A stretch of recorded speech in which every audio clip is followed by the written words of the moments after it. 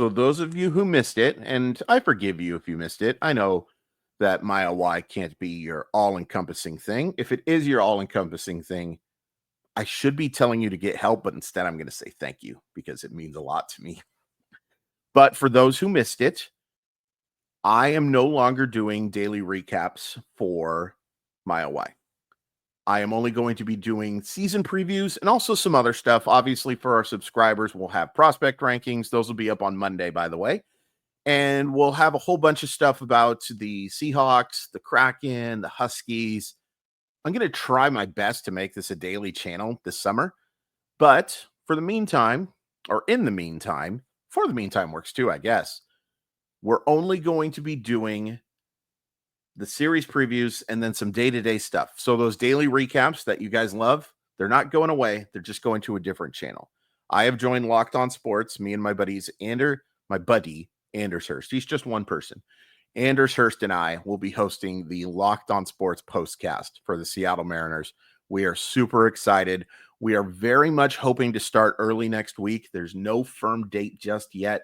We got to do some training. We got to go make sure that we are the very best version of what we can be and what I think is going to be pretty good. It's going to be kind of, Anders is going to certainly give, because he's great at this, he's going to be able to talk to you about what he's seeing and stuff, but he's kind of going to be play-by-play and I'm going to be color commentary. They're going to be 15 minutes. They're going to be live, so you get a chance to ask us some questions.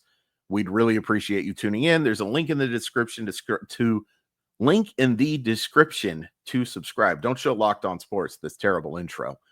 Please check it out. We really, really, really would appreciate it. So, by the way, also, it was so hard not going live for those Angels games. Oh, they were so good. They were so good. And just watching this team hit right now is a hoot. It's an absolute hoot. I'm having so much fun watching sustainable offense. Now, if you want to argue that it's not sustainable because of some of the guys who are performing right now, like a certain utility infielder with a .513 on base percentage, okay. But the approach is so good. The swing and miss is so diluted compared to last year. You know, I'd love to see Julio get going, but maybe this is just what Julio is a guy who starts slow every year. And at least he's had some pop. You know, it took him a while to get to 4 homers last year, and it's nice to see some doubles too. I want those doubles. But watching Big Dumper, watching Randy Arozarena just have quality at bat after quality at bat. Yeah, it sucks that so many guys have been on the injured list, but they're getting it done. They are getting it done, and they're going to be facing a team who has not been getting it done lately in the Texas Rangers. But real quick, thank you so much, Simply Seattle, the very best in Seattle sports gear. Use code MOLLYWOP15 to save 15% off your order, MOLLYWHOP15. Awesome deal from an awesome local business. Link in the description. Please check them out. And by the way, not just Mariner stuff, Seahawks stuff, Kraken stuff, Supersonic stuff, Husky stuff, Tacoma Rainier stuff, a bunch of great new Tacoma Rainier stuff. Go get it from the good people of Simply Seattle. www.simplyseattle.com, MOLLYWHOP15 at checkout. So the Texas Rangers, they are 16-16 on the year. They have won 3 of their last 10 games. Things started pretty well for Texas. They were 12-7 at one point. Then they lose a series against the Dodgers. And ever since then, things have not gone well. They've gone from 14-10, by the way, to 16-16. So it hasn't just been that little middle funk. It's been a pretty late funk as well. Lost 3 straight series, 2 of those to the Oakland Athletics. The last one losing 3 out of 4. And I know they're not the Oakland Athletics anymore, but okay. I'm going to call them Oakland until they are in Las Vegas. I've made that rule. They are not playing well, and they have turned into the Seattle Mariners so fast that nobody noticed.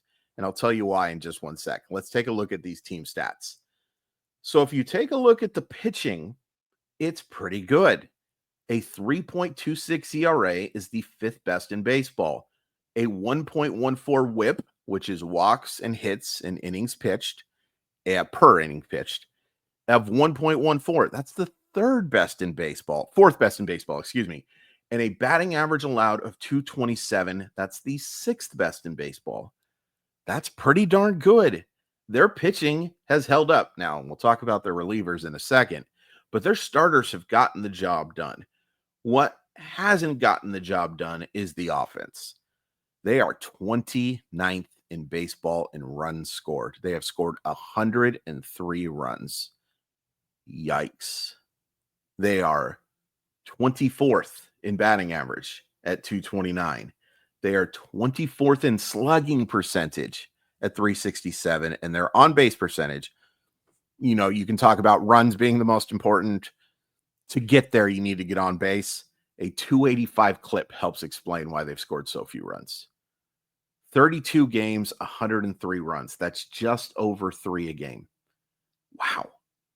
That's crazy because, yes, they've dealt with some injuries, and Corey Seager is reportedly expected, might be too strong a word, but a good chance for him returning this weekend. It sounds like Saturday might be that date. But you just look at some of these offensive totals, like just starting with the Oakland series, they win 8-5, but then they lose 5-2, 4-3, 2-0, 3-2, 3-2. They have a win 2-0, by the way. Lose 2-1. Now they score 15 runs against the artist formerly known as Oakland, but then they lose 7-1 and they lose 3-0. So, yeah, that's a struggling offensive group. I got to plug in my computer because if this died in the middle of it, I would just have a heart attack. There are some players for Texas who are playing well. Josh Jung has been fine. 279, 311, 430, a couple homers, but a little bit of a power drought lately. So that's kind of nice to see. Their best hitter right now by a long shot has been Wyatt Langford, the guy who spent very little time in the minors, dealt with a little bit of an injury to begin, not a little bit, he dealt with an injury to begin the year, but he's hitting 296, 370, 580, 6 homers, 9 walks, 17 strikeouts. He's off to a nice start on the season. Corey Seager was having a nice start to his season as well, 286, 345, 458, but he has not played over the last couple of weeks. Like I said, he's expected to come back soon. There are a lot of quality players in this lineup who have just flat out stunk. Chief among them is Marcus Semien. Over 31 games, he's hitting 188 with a 523 OPS. Adolis Garcia has not bounced back from his 2024 struggles.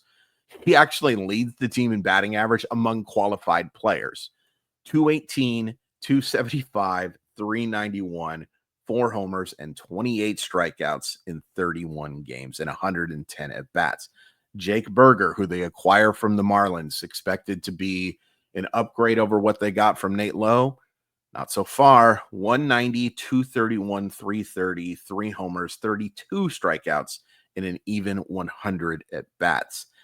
A lot of offensive players struggling. Now, all those guys I mentioned to you are extremely talented and are due for some ascension to the mean. I don't know if that's a real term, by the way, but they are due for some ascension to the mean. The key, I think, to this series is keeping these guys from getting off, because I don't think it's just important for the Mariners 3-game set. Obviously, it's important for that. It'd be great to keep these guys scuffling for a while. It would be great to see these guys not have a lot of success for a little bit. One of the guys who has just been atrocious, by the way, is Jock Peterson, who famously broke an 0 for 41, but is still only hitting 108 with a 380 OPS. 380 isn't a good slugging percentage. 380 is an atrocious OPS. Atrocious. This is a team that's not hitting well, and you want to keep that going. You got a chance to keep that going too because of who you have pitching. I wanted to talk real quick about this Rangers bullpen, though, because, you know, I think the Texas bullpen has been kind of talked about. Maligning is definitely not a word, but I'm going to use it. It's actually, with the exception of one dude, been pretty good. Like, you take a look, and I've got to, of course, open up some stuff. So, awkward pause for me. number 2. Not end recording. Not yet. Almost hit the wrong button. You have no idea how mad I would have been. No idea. You'd never know, but I would have been really mad. There's some guys in this bullpen that have been pitching pretty well. Jacob Latz, who was just recently recalled, has done a solid job. A little bit of luck because he's walked 4 guys and only struck out 4 in his 6 2/3 innings, but still an ERA of 0. The big thing has been Chris Martin has been excellent for them, and I have to imagine he'll be the closer for this team soon. 8 holds already on the year, an ERA below 2, 18-3 strikeout to walk ratio. Hobie Milner, who has had a kind of an up and down career, but is doing a nice job for them right now, a 1.98 ERA. Robert Garcia has been solid in his 16 appearances with a 2.03 ERA. Sean Armstrong has done a pretty nice job, 3.21 ERA. Their relief core isn't bad. The closer issue is an issue. So Luke Jackson got off to a pretty good start and already has 8 saves. But as someone who's had to write up his game recaps a lot lately for NBC Sports, it's been ugly. And that ERA is now up to 6.55. Pitched really poorly in his last outing, giving up a 2-run homer and then getting charged for 2 more runs after he exited. They have a closer issue, and that's nice to know because I've been super impressed with what the Mariners have done in the late innings, and I feel confident that if the Rangers have a lead in the 9th inning, that the Mariners have a pretty good shot of doing a nice job. Now, the question is, can you get a lead against these Texas pitchers? Because they have been playing very, very, very well. And I'm adding stuff because I couldn't find the pause button. I'm new to this. So our first pitching matchup, is tonight, and it is Jack Leiter against Bryan Woo. The key for the Mariners for any time they face Jack Leiter, and they may have to face Jack Leiter an awful lot, is making him throw strikes. Because if you are patient against this guy, you can have success. The Giants showed that in his last outing. 3 1/3 innings, 4 walks, 3 strikeouts. The Reds weren't patient. 5 innings, 1 hit, 0 walks, 6 strikeouts. The Red Sox weren't particularly patient. 5 innings, 5 hits, 1 earned run, 4 walks, 1 walk, 4 strikeouts. Make Jack Leiter work. That's the key. Now, you have to be a little careful because he does have good swing and miss stuff. You don't want to be just completely passive. But if Jack Leiter doesn't have his best command and you make him work to not get to that best command, I think that makes sense. But if it doesn't, that's okay. You can have success. This is the type of pitcher that the Mariners have struggled with in the past. Well, they've struggled with lots of pitchers in the past, let's be honest.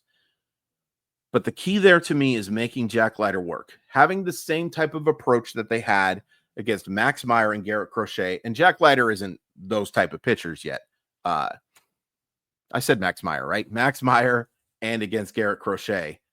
Have that type of approach against those type of guys, the same approach they had against those guys, you have a great chance for success.